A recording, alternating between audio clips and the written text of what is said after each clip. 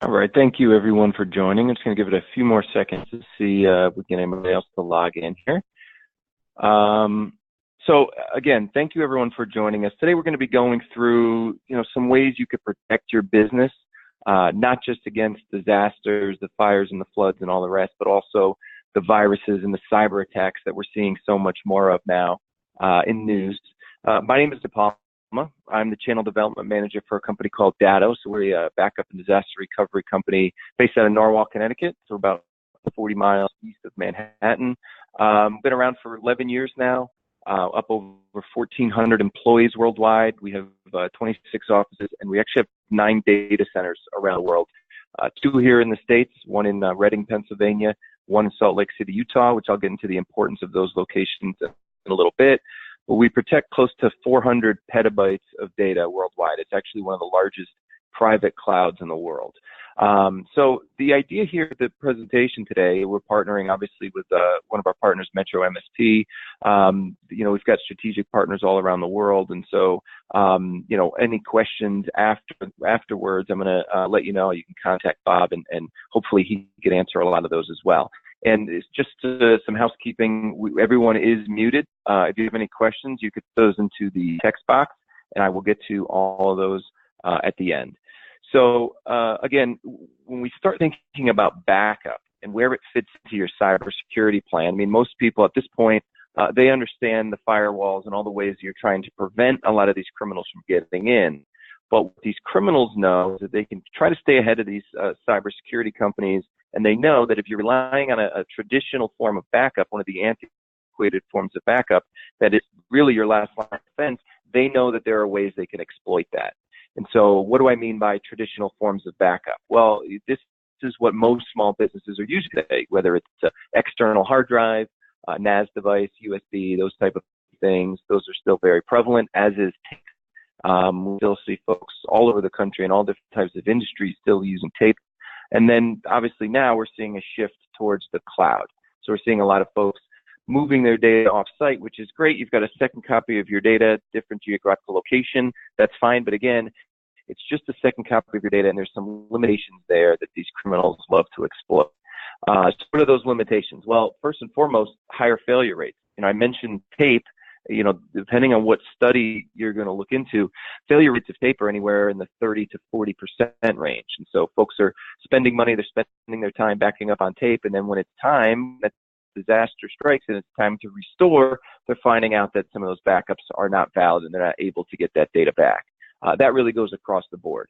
Any of those traditional back solutions that you can kind of get over the counter, the commoditized type traditional backups, they're going to find a lot higher failure rates than some of the other solutions out there. Manual testing, this is key. Any kind of backup solution where you have someone manually taking those backups and, more importantly, testing those backups, you're obviously adding the risk of user error. We all know the more people that get involved, the higher the risk of that user error. So manual testing and manual taking of those backups is something that the criminals are going to rely upon and say, we're going to assume that at some point somebody does a little bit of the wrong thing. The one piece that is really the one that the criminals know that they can exploit is the slow recovery time of these traditional backups. Most businesses that I go out and talk to, they will tell me, yes, they are backing up their data, which is great. And I ask them, well, have you ever tried to restore? Can you answer the question of how long would it take you to restore all of that data? You 2 hours, 2 days, 2 weeks? The vast majority of companies can't answer that question. And it's the slow recovery time that these criminals are relying upon, because if they encrypt your data, if you're hit with the ransomware and you don't want to pay because, hey, I've got a backup in place, they're going to say, okay, don't pay me my ransom, but go ahead and try to restore from your backup. If you are using a cloud backup solution and that's your only second copy of your data, have you ever tried to pull several terabytes of data down from the internet? How long is that going to take you? It could be several days, if not weeks. And that cost of downtime is what these criminals know that they have. That's the leverage they have over you. And that's why so many people pay. And then lastly, the risk of infection or theft. A lot of the over-the-counter backup solutions, they're not really prepared to prevent a lot of the infections that are occurring. And if you just have one single on-premise backup, there's a risk of it actually just being stolen. There's a lot of instances where, the IT person in the office actually every Friday takes the backup home with them. There's a risk of them leaving it in the car or home and all these different types of things. So having just one copy of your data, especially if it's on premise or just down the road from your office, can leave you pretty susceptible to infection or theft. So how does business continuity kind of differ from that? Well, business continuity kind of looks at backup in a whole different way. First and foremost, you have a hybrid solution. So you want to have multiple copies of your data in different geographical locations. That way, you've got an on-premise backup, something were to happen to your server, or you just need to restore a file, obviously it's going to be very quick because it's right there on premise. But what a hybrid solution does is it has multiple copies of your data. So in our case, I mentioned the 2 data centers we have here in America. We've got one in Reading, Pennsylvania, one out in Salt Lake City, Utah. When I got into the IT field, one of the best pieces of advice I got was no matter what product you're looking to install, no matter what solution you're looking to put into place, assume that it fails. What happens when it fails? You're going to put in your firewalls, your antivirus, all these things. Assume that fails. Assume that the criminals do get in there. Okay, well, what do you do now? Well, you're going to restore from a backup. You've got an on-premise device. That's great. Okay, let's assume that device is compromised for whatever reason. Maybe you have a fire in your office or a flood and your office is completely incapacitated. All right, well, now you've got a second copy of your data in Reading, Pennsylvania. Now let's do a doomsday scenario, and whatever's impacting you in your office is also impacting Reading, Pennsylvania. Well, now you have a third copy of data on the other side of the country. So you've got multiple copies of your data in different geographical locations. That's key. So no matter what's going on around you, you have a safe copy of your data. Second piece is you want it to be automated. I mentioned earlier the manual testing and adding users into the equation. Obviously, there's more risk of error there. An automated solution is going to allow you to just set your backup schedules for as aggressive as you need them to be. And most people are taking hourly backups. Maybe you're taking daily backups, whatever that is. But you're going to set that up, and the automation is also going to take place on the testing side. You want to make sure that the testing of these backups is occurring frequently, and you're testing not just the validity of all the data, but that all of those backups have been occurring on schedule. The image-based piece is something that a lot of folks have a little hard time understanding what this means. So I'll try to simplify it as much as possible. Whereas most of those traditional backups that I mentioned, they back things up at just the file and folder level. So you're going to pick your files and your folders that you're going to ask the backup solution to protect. That's exactly what they're going to do. What an image-based solution does, it's a little bit differently. It actually is taking a full snapshot of that server. So you're not just capturing the files and the folders, you're actually capturing the operating systems, the applications, everything that lives on that server is going to live on that on-premise device, and then subsequently is going to be replicated to those 2 data centers that I mentioned. So obviously you don't have the risk of missing any volumes because you're capturing everything. But in addition to that, it gives you the ability to virtualize, and that's really what this conversation is about. This is how business continuity truly differs from a traditional form of backup. And what virtualization means is that since we've got a full image of that entire server that's being backed up, including the operating systems, applications, and everything, well, if your system were to go down for whatever reason, whether it is an infection, whether it is, there's a fire or flood or anything like that, you'd make a phone call over to Bob. He'd be able to spin up a virtual machine in a matter of minutes. And now this on-premise device is now going to be functioning as your server. It's a true production environment. Anyone that was operating off that original server is now going to be operating off of this on-premise device. So what I mean by a true production environment is it's not just giving you access to the files and folders, it's allowing you to make changes to these files and folders. And you could be in that virtualized state for days or weeks. And we're taking backups during that entire time so that when that server is replaced or wiped clean of an infection, well, now we can get all of that data, including the changes that were made while you're in that virtualized state, over to that new piece of hardware. So we've eliminated that downtime that these criminals are looking to exploit that I mentioned earlier. And so I've been giving ransomware-specific presentations for the last several years now. And 2 years ago, if I'm out giving a seminar, you'd see folks in the crowd kind of looking down at their phones, and most people really didn't know much about it. And as the years have gone on, obviously most people have now heard of it. They've either had an infection at their office, they have a client or a vendor that's been infected, they know someone who's been infected. And this really came to a peak last spring. Back in May, we had the WannaCry attack, which even the folks in the IT industry have never seen anything quite like this. It was a single virus that in a single day impacted 220,000 computers, affected over 150 countries. And so we'd never seen anything like this. But what was interesting about the attack was that although it was so widespread, most of these viruses are trying to find out as much about your business as possible before the infection occurs. They're going to try to figure out the size of your company, the type of business you're in, the location, so that they can ask for the maximum amount of ransom they possibly can. That's why you see, in a hospital and make the paper because they've been infected, and they're going to be asked for a very large sum of money because the criminals know they can get that. But this virus, it was a little bit different. Although it would cause panic around the world, and it was the front page of every paper and the lead story on every website, they were only asking for $300 across the board. They weren't trying to figure out the size of your company, location, or any of that. And the FBI said that it only netted about $300,000 in ransom payments to these criminals, and that might seem like a very large amount. But in fact, the ransomware virus worldwide nets about $1 billion every year, and that number keeps going up. And so $300,000 really isn't a huge impact. And so the IT community basically, the consensus was, okay, this was just a test, right? They wanted to see how many computers they could infect in a single day. And phase 2 was going to be, all right, how do we monetize this? And I was given a presentation in Allentown, Pennsylvania, about 2 weeks after this WannaCry attack occurred. And the keynote was a gentleman from the FBI out of the Philadelphia office. And he was giving a really scary presentation about, cyber warfare and all these different types of things. But he finished with ransomware because at the time it was really the hot button topic of the day. And so he went through what that attack looked like, kind of confirmed a lot of what we were talking about. He said the FBI's got 2 theories on this, about what this attack and who was behind this attack. First theory is the one that the IT community agreed upon, right? It was just a test. And that phase 2 was coming, and that's what the FBI was preparing for. The second theory he gave at the time, back in May, didn't make a lot of sense to me, but as the months have gone on, it makes a lot more sense. It's actually a much scarier proposition. The second theory that he had was that the criminals really didn't care if anybody paid.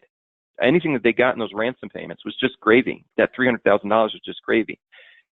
What they were trying to do in this theory was they were trying to increase the cost of Bitcoin. And the reason for this is ransomware's been around a long time. The entire time it's really been around, they've been asking for money in Bitcoin because the online currency is anonymous, so they know they can't get caught. Somebody asked this FBI agent from the crowd at the end during Q&A, well, how many of these criminals have you caught? And he said, well, we've caught some of the criminals who have done things like tricking people into wiring money to another account. We've caught some of those guys. But when it comes to ransomware, I've been in this office for 6 years. We haven't caught a single criminal. So that's why they're going out and trying to educate. And so it's very important to them to understand really who's behind it. And so they've been accumulating, these criminals have been accumulating Bitcoin for years now, when Bitcoin was worth $100, $200. And they've been accumulating because they know they could do that and really bask in the anonymity of it. And so when you look at this theory and you look at what the Bitcoin has done, and obviously a lot of folks now have seen it's been in the news, it's really caused this huge spike. And when you look at the history of Bitcoin, it's really been pretty stagnant for the last several years. And you look at January 1st, 2016, a single Bitcoin is $443. This is 2016 is when we really started to see a big spike in ransomware. So think of the criminals collecting all these Bitcoins when they were $443. January 1st of last year is $998. You see that first uptick, that was May of 2017. That was when WannaCry hit. And the reason for this was we had a lot of large corporations, mostly in Europe, that were gobbling up this Bitcoin because they were preparing for that phase 2. And so anyone that is not familiar with Bitcoin, it's not something you could just go into a bank and set up a Bitcoin account and fund it that day. My team is 4 of us that go around and do the seminars, and Dado set up a Bitcoin account for us just so that we can, talk about it, understand it, all the rest. And so this was back in August, and they said, okay, set up an account with CoinDesk, and we'll fund it. And so they were going to fund it with $100 worth of Bitcoin. From the moment I set that coin up and that deposit was told to me that it was coming, it took 6 days to get that $100 into the account. Now, there's ways to accelerate it with extra money, but what these corporations out in Europe were doing when they were trying to stay ahead of it, They were trying to make sure that they had the money available if one of these attacks were to occur. And that's when you saw this spike. And then all of a sudden, the markets kind of caught on to this and saw that the cost of Bitcoin was going up because the demand was higher, and everybody, started buying and started to try to catch this wave. And that's why we saw, January 1st of this year, Bitcoin was over $15,000. It actually peaked at close to $20,000 in December. And so you'll see the stories of the savvy investor who got in on Bitcoin when it was cheap, or the 19-year-old kid who bought some Bitcoin a few years ago and was a millionaire overnight. And those are the nice stories the news likes to cover. But the reality of it is the people who really made hundreds of millions of dollars when this big Bitcoin surge happened at the fourth quarter of last year were the criminals. These were the folks that were really making the money. And we can't kid ourselves. The people that are behind this are no longer the guy in his basement trying to make a few extra dollars and doesn't want to get a real job. This is organized crime. This is what organized crime is doing here in the States. It's what they're doing in China and Russia and Europe, all around the world. They've figured out a way that you have this very easy delivery system to infect a lot of businesses, and a very anonymous way to collect that money. They're not going to ask for a credit card or a bank account number because it might get traced back to them. So it's such an easy money grab for these organized crime syndicates that we've seen this huge uptick. Now, whether this theory is the reason why we saw this surge in Bitcoin prices at the end of last year, there's really no way to prove that. But I will tell you that this guy gave this presentation back in May.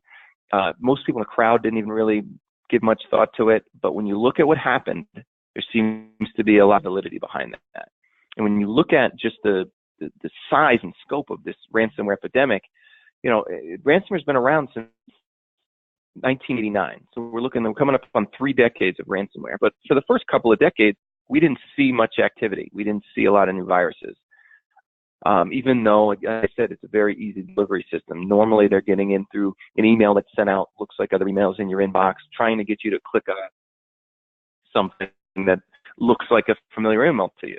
And then all of a sudden in 2013, we saw this huge uptick. Now, on the screen right now shows all of the prevalent variants of ransomware out there. CryptoLocker a few years ago, that was the big one. That was the one it's still kind of synonymous with ransomware.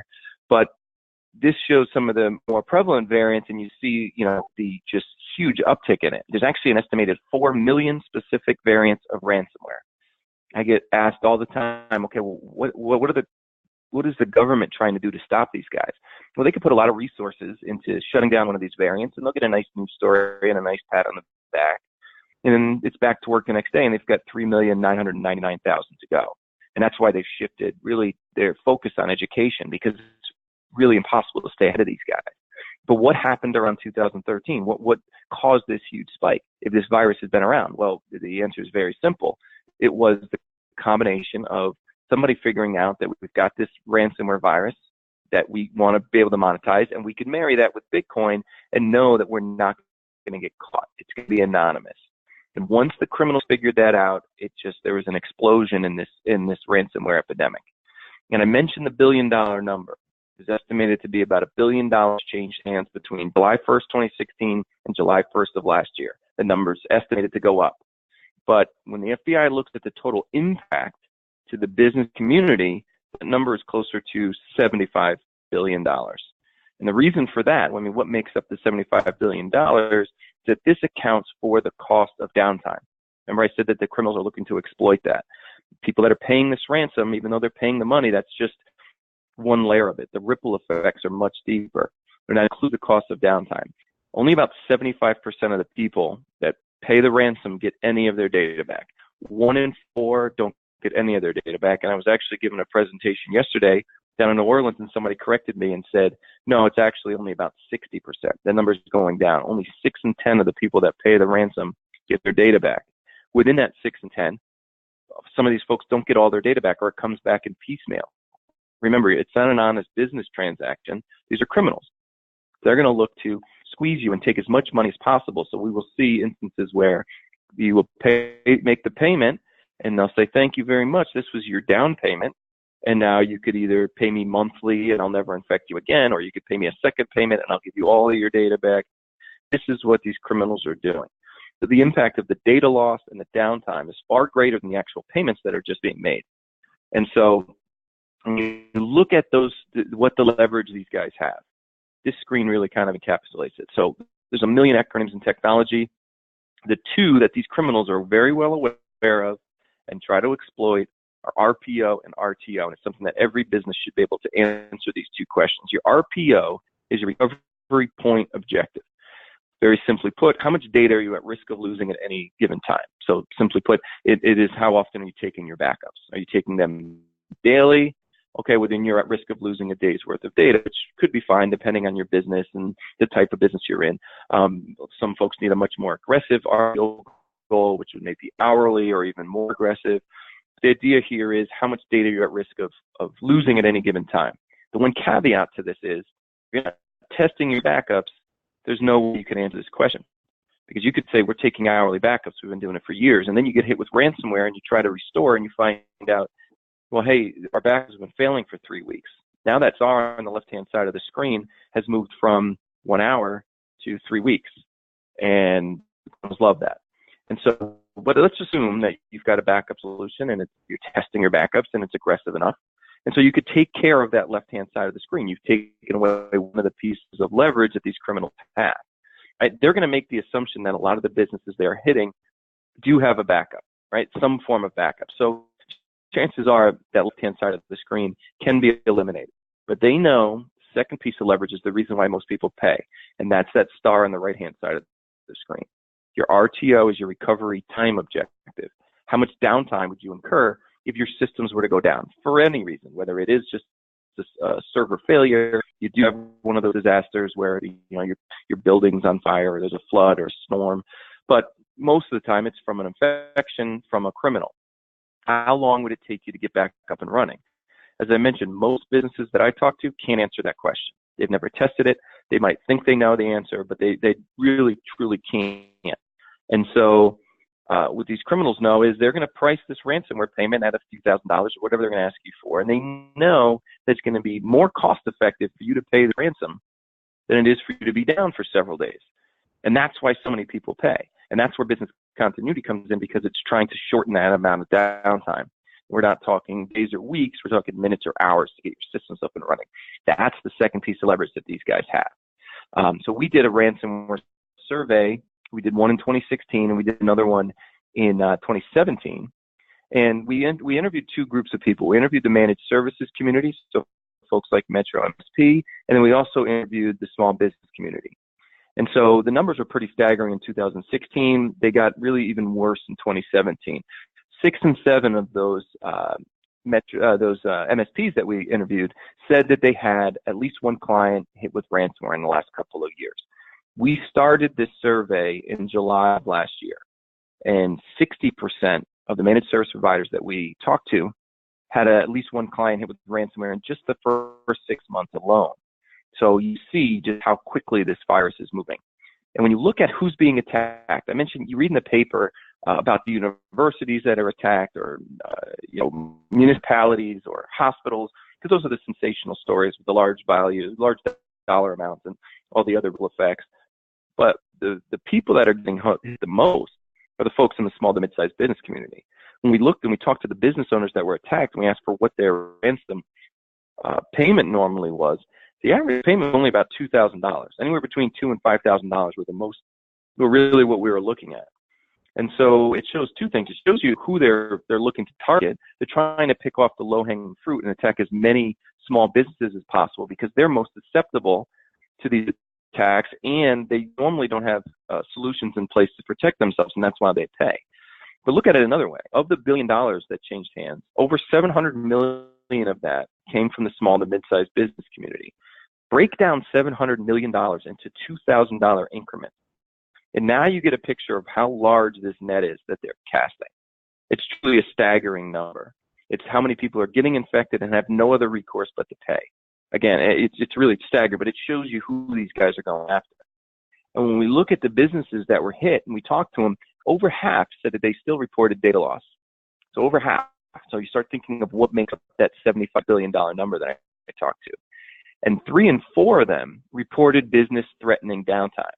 A Gartner group came out with a study that said that a small business that incurs a week or more of downtime, 73% of those are out of business within a year. Most small businesses can't afford to be down for that long. They could never recover. And so, the ripple effects of these attacks really go far beyond just the payments. And the surprising stat, and the one that the criminals love, is this one. Now, when we talk to the managed services community, 9 in 10 of them are highly concerned about ransomware because they live and breathe this stuff every day. But when we talk to the small business owners, less than 4 in 10 are highly concerned. And remember, this study didn't start until after the WannaCry attack, which was on the front page of every paper. It was the lead story on every website. Everyone was aware of it. And still, we didn't see a huge increase in small business owners who really understood the threat they were under. Criminals love this. They know that small businesses are not protecting themselves, and they know that they continue to attack. And so I'll leave you with 2 examples. We're trying to look at that RTO. What is your RTO? What is your recovery time objective? How long would you be down? And then more importantly, how could you figure out how much it would cost? So I'll give you 2 examples. Remember, these are 2 examples of folks that took care of the left-hand side of the screen. They had backup solutions. So they took care of the left-hand side of the screen, but they didn't have a business continuity solution, so they had to incur some downtime. And so let's look at what that cost really looks like. San Francisco Metro Transit Authority was hit with ransomware back on Black Friday 2016. So I've been telling the story for a while. They were asked for $73,000 in ransom, and to their credit, they immediately put out a statement acknowledging that they were attacked, but also stating that they have no intention of paying this ransom. For one, the government recommends that you don't pay because you don't want to embolden these criminals. They have the same stats that I just told you about. You might not get your data back, but also they had a very robust backup solution. They knew that they can get their data back. And so they huddled their IT team together and they said, okay, well, how long are we going to be down for? Well, how long are we going to be down before, we can get our systems fully up and running? They said, okay, well, we've done tests.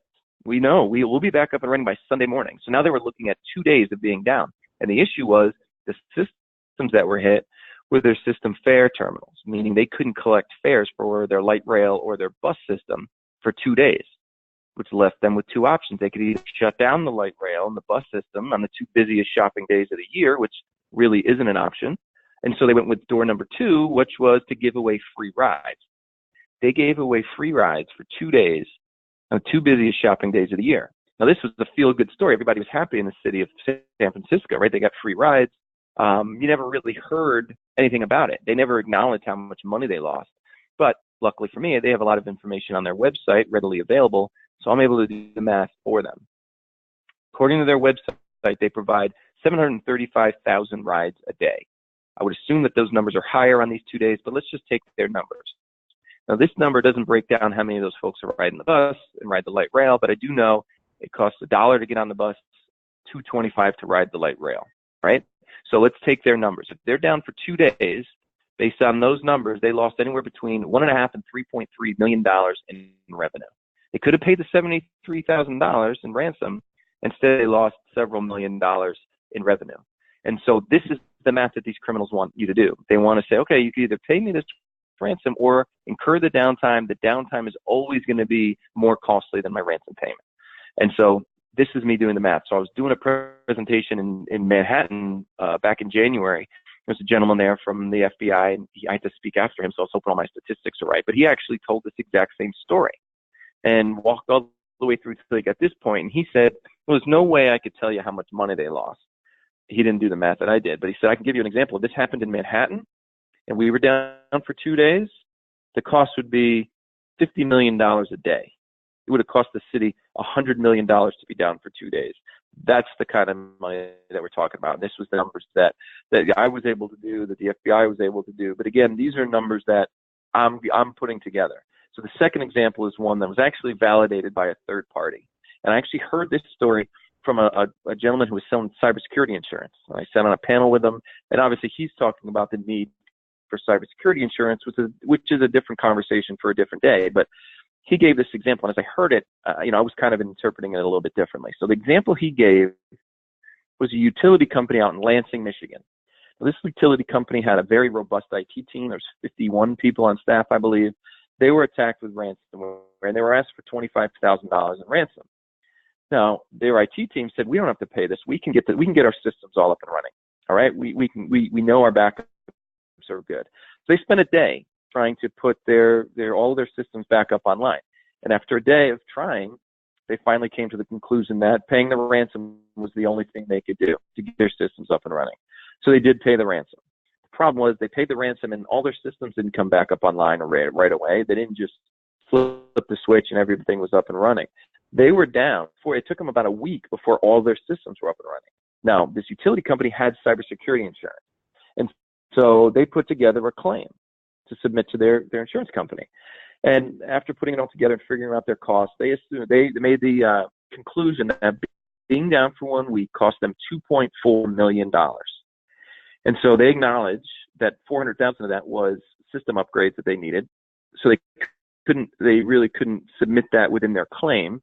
They had to just figure out what that cost of downtime was. So they eliminated that $400,000 and said, okay, our claim is $2 million. So they submitted to the insurance agency.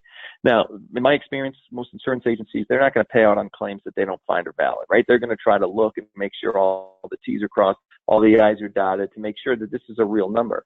And so after vetting the insurance claim, the insurance company cut a check for $1.9 million. There's a $100,000 deductible. So this gentleman telling the story was talking about, well, this is why you need cybersecurity insurance. And I'm looking at it a different way. First and foremost, this is a real example of an insurance company validating the cost of downtime. This is a real answer to that RTO question, right? They could have paid the $25,000, and indeed they did pay the $25,000, but they still incurred a week's worth of downtime. They were able to answer that RTO question, right? They knew exactly how long now that they were down, and they could answer how much money that cost. And so it's great that they had the cybersecurity insurance, but they lost the $25,000 they had to pay in Bitcoin. They still had to do the close to $500,000 in system upgrades. They had to absorb the $100,000 deductible. And I became pretty fascinated with the story, so I kept searching for stories of it online, and I found that 6 months later, there was a report that came out in the local paper that this utility company had lost 25% of its IT staff in 6 months because of just the turmoil that was going on, the toxicity of being in that environment. They just left.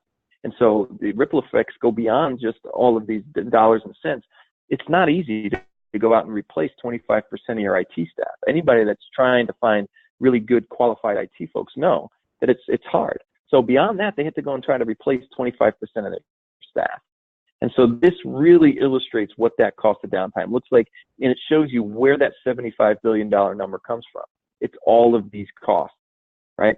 And so, really, what is business continuity? What does it look like? What if either one of these examples had a business continuity solution?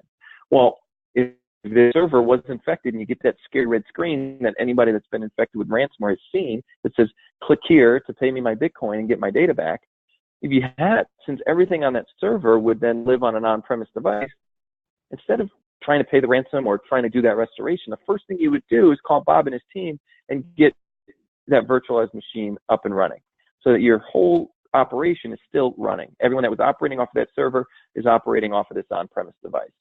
And so while that server's being wiped clean or replaced, your business is up and running. And whenever you're ready to get that data back on, you do what's called a bare metal restore and get all of that data onto that new piece of hardware and get you back to where you were, not when the disaster struck or the infection occurred, but truly right when you were ready to do this restore. We can actually start this restoration process while you're still in that virtualized state. The benefits are you're going to reduce that downtime. If either one of those examples I gave you had a business continuity solution, it wouldn't have had to pay the ransom, and that downtime of being, whether it's 2 days or a week, would have been reduced to minutes or hours, right? You're going to be able to answer your RTO and your RPO questions because you're going to have a valid, example of what's going on. Your RPO is going to be answered because you're going to set that schedule, and however aggressive you need that RPO to be. And beyond that, we're testing those backups, and not just testing that the data is there. We actually do what's called a screenshot verification, where every night we spin up this virtual machine in the background. We bring it up, we bring that server up to a boot screen, take a snapshot of it, email it off to Bob and his team. So we know that not only is the data there, but all these cool virtualization capabilities, those have been tested as well. And so you're going to be able to answer those questions with pretty good, truth behind it, because we're testing those every day.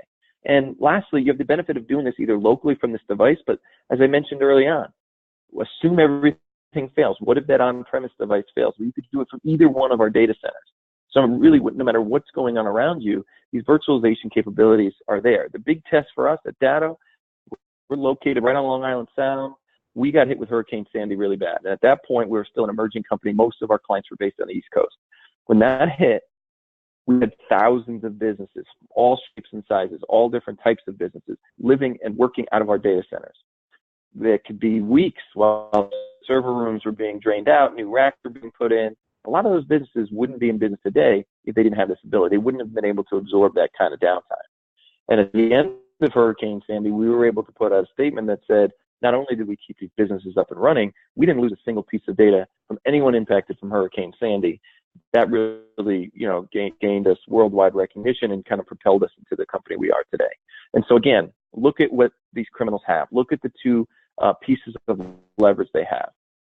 A backup solution that's really robust might be able to take care of that left-hand side of the screen. But the cost of that right-hand side of the screen is vastly more costly than just the ransom payments. And that's the reason why so many people pay. And that's what business continuity is striving to do. So it takes care of the left-hand side of the screen by backing up that data, testing it on whatever schedule you need. But it additionally takes care of that right-hand side of the screen by eliminating the downtime and reducing it to, as I said, we're talking minutes or hours as opposed to days or weeks. And so that, I've got Bob's information up on the screen. The next step I'd highly encourage you to do is just have him come out and do a network assessment, see what you have. Try to get those RPO and RTO questions answered.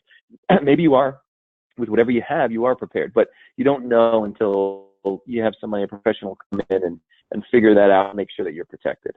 And so with that, if anybody does have any questions, you could post those into the chat screen now. If not, obviously reach out to Bob. I highly encourage that. We did record this session, so we could email that out. If there's anyone in your office that you find might get some use out of this, please share it with anybody. And any questions, please feel free to reach out. And so with that, I don't see any questions coming in. So thank you all again. Enjoy the rest of your day, and we'll hopefully, Bob will be contacting you soon. Thank you very much.